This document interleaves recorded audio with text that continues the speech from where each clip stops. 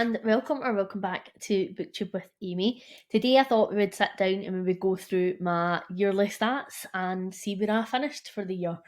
It is the 1st of January today as I am filming this. This is the first video that I am filming and one of the ones that I've been most excited about.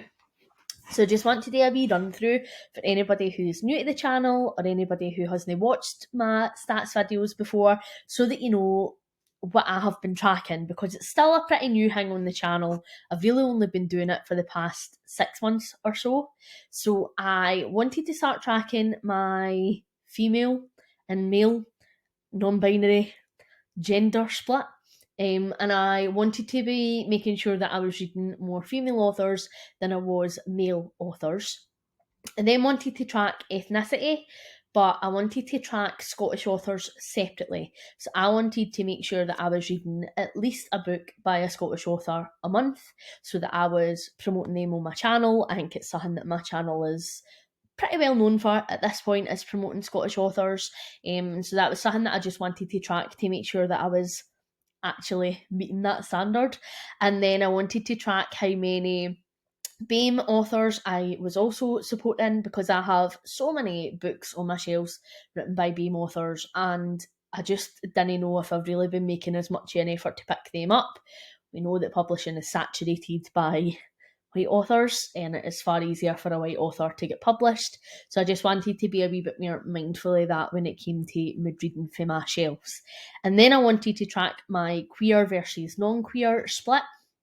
And I was tracking it to be a queer book if the author was queer or if the content was queer, because I know that it is harder for both queer authors and books with queer content to be published, and I wanted to make sure that I was actively supporting queer books, and so I wanted that split to be about 50-50.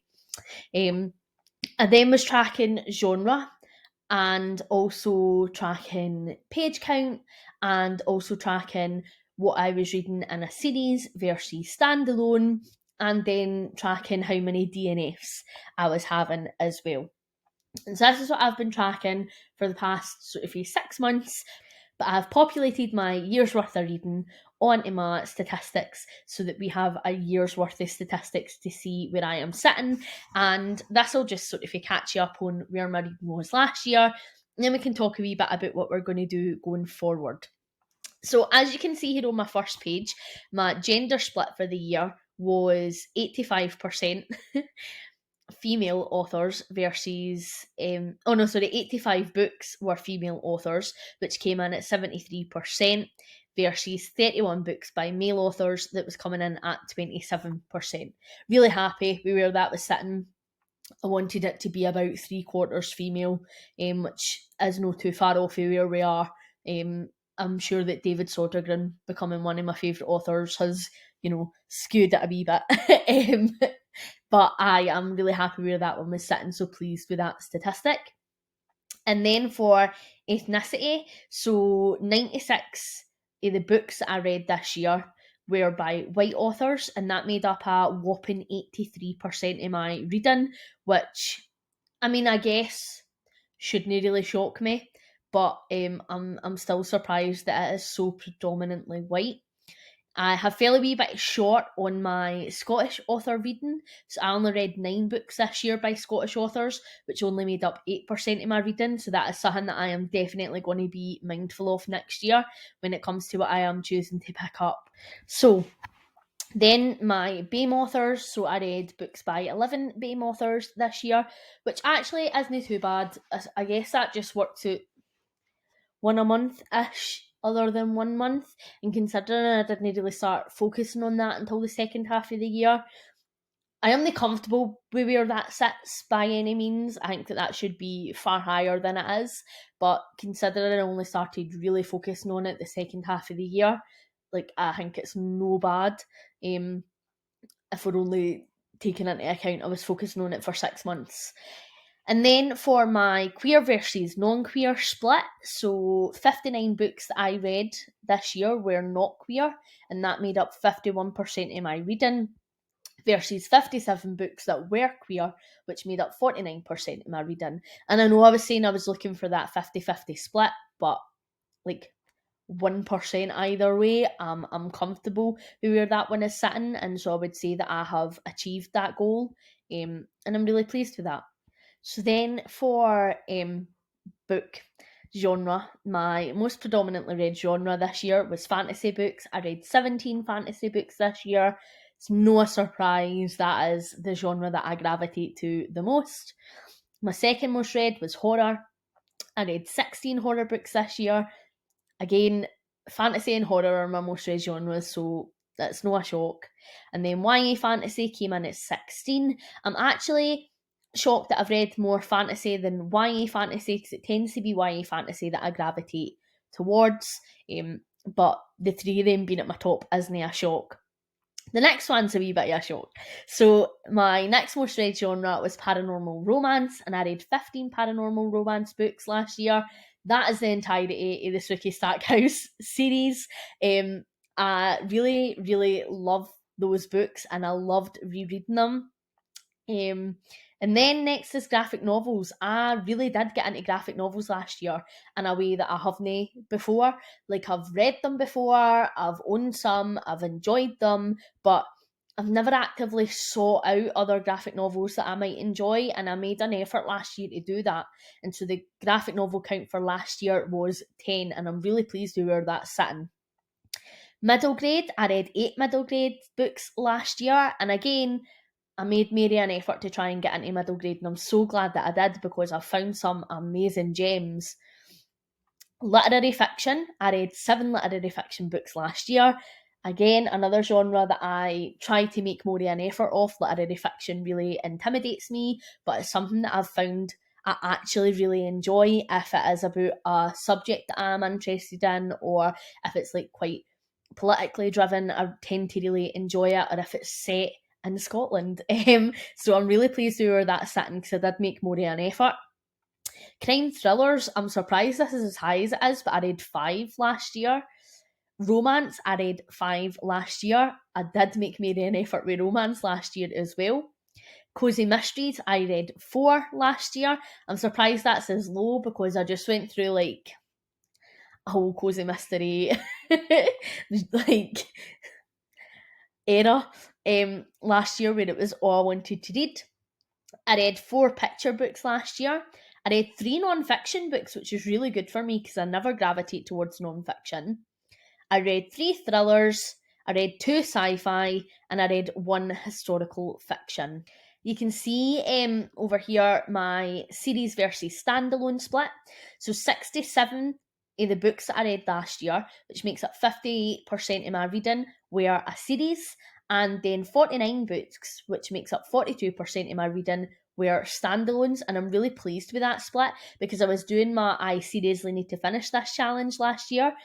So I'm glad that I have actually done as well, finishing up some series and continuing series, than I have reading standalone books. So I'm really chuffed with where that is sitting, to be honest.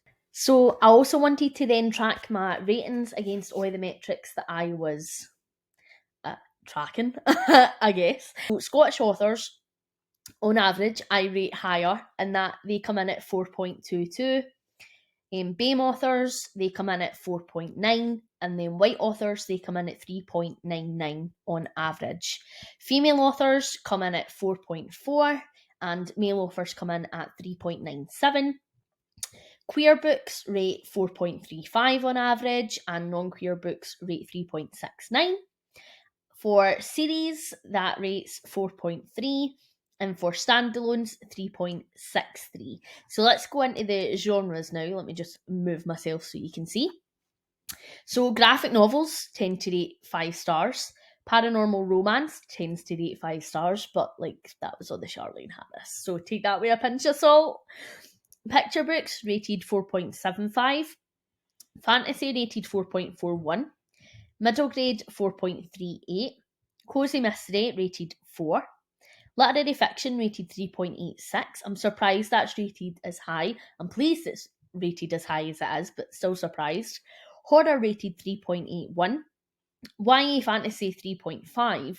I'm shocked that that's as low as it is, considering how much I have read. Romance 3.4. Non-fiction 3. Crime thriller 2.8. thriller 2.33, historical fiction 2, and then sci-fi 1.5, which is my lowest rated. I really want to make maybe an effort to try and get into sci-fi. And then if we look at what I was DNFing last year, so I DNF'd 10 books by white authors, I DNF'd one book by a BAME author, and I DNF'd one book by a Scottish author. Obviously, based on how much I'm reading BAME and Scottish authors, I think it's that proportion of white authors being DNF'd compared to the other ethnicities is absolutely fair, because I'm predominantly picking up white authors. And then if we take into account my gender split, so I DNF'd 8 books by female authors and 4 books by male authors. Again, I was making more of an effort to pick up books by female authors, so the fact that I've DNF'd more books by female authors is fair. I DNF'd 9 books that were not queer versus 3 books that were queer. I think that that's a more interesting statistic considering they were almost 50-50. So there's quite a shift there. I tend to obviously DNF a wee bit quicker if it's no queer, is what I'm taking away for that based on my statistics. Horror books, I DNF 3 horrors this year, I DNF 3 literary fiction, I DNF 2 historical fiction, 1 crime thriller, 1 fantasy, 1 middle grade, and 1 YA contemporary. I DNF'd 10 standalone books compared to 2 books that were part of a series. Again, I've made a lot more of an effort to pick up my series this year, so I'm shocked that I have DNF'd as many standalones as I have compared to the amount of different series that I've been picking up, but it is what it is, I guess. So I was also tracking my page count, and I only really wanted to track to see what I was reading on average month to month, but it was just out of interest. I'm the type of person who's like, oh, I've read like 800 this month, so I need to make sure I'm reading 900 next month. I'm a mood reader, and I'm pretty laid back and comfortable about doing what I need to do when it comes to my reading, so I never set myself crazy goals or targets or anything like that. So this was just set up purely out of interest, and I wanted to see like what my top 10 longest books were that I had read of the year, because I know like Goodreads gives you like your longest and your shortest, but I wanted a wee bit of a list just to see what I had been picking up, to be honest. So this is my all-time total for the year, and I am pretty impressed with that. I didn't know how many pages I read last year, but I think that that's definitely an improvement on last year. And although, like I was saying, I didn't put pressure on myself to try and improve, like it's nice to have a natural improvement. I feel like I did pick up a lot more books last year than I did the year before, therefore my page count is obviously going to be higher. My month to date is 641. I didn't read a lot in December at all. I read a total of 3 books because I just hit a major slump and life was busy and mental, so that is what it is. The previous month I'd read 2,507, and then obviously my year to date is what I have read total in the year, 33,442 pages, which means my average book was about 306 pages-ish, which I am pleased about, actually. So my longest book that I read was Eye of the World, and that ranked 800 pages. Nothing topped that all year. No surprise, it was the chunkiest of boys that I picked up. And then Mastery 1 came in next at 544, and that was such a disappointing book, so I'm gutted that that's the second chunkiest book that I have read. Then On a Sunbeam, 533, Once and Future Witches, 517, These Twisted Bonds, 496, those 3 all 5 stars. In fact, Finale, 468, also a 5-star. Legendary, 451, also a 5-star. Rabbits came in at 448.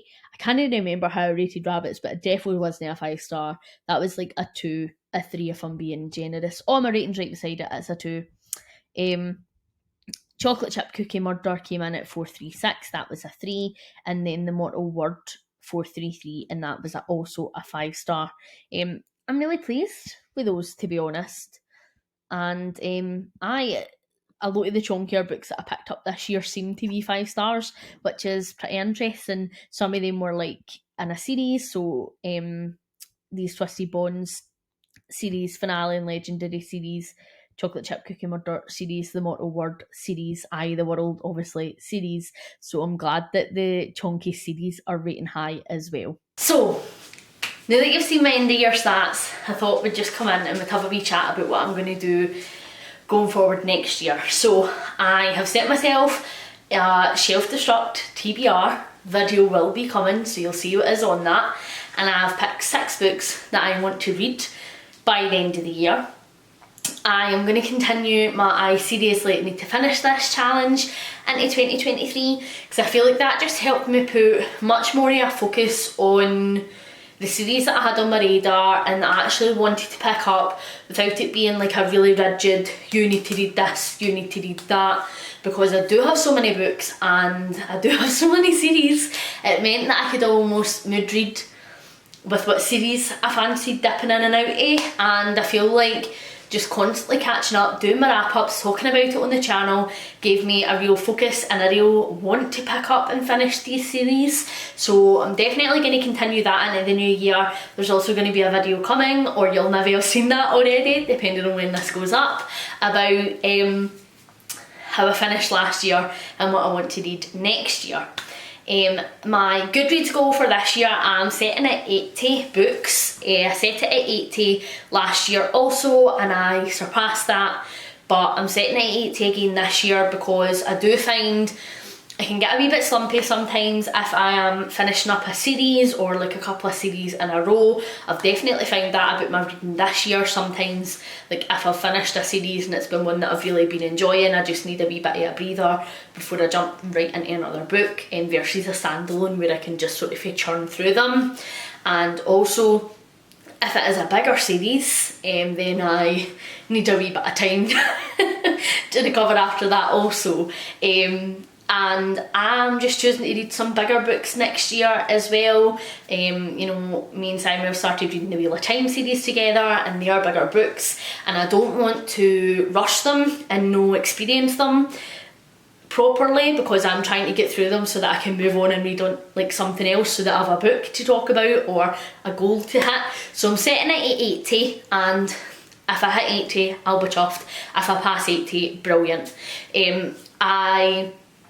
In terms of my stats, I want to keep the gender split 75% female or non-binary authors and 25% male authors. I think that that's fair, and you know, I really want to be a channel that promotes and supports other female authors, and so I just want to put a wee bit more of a focus onto that.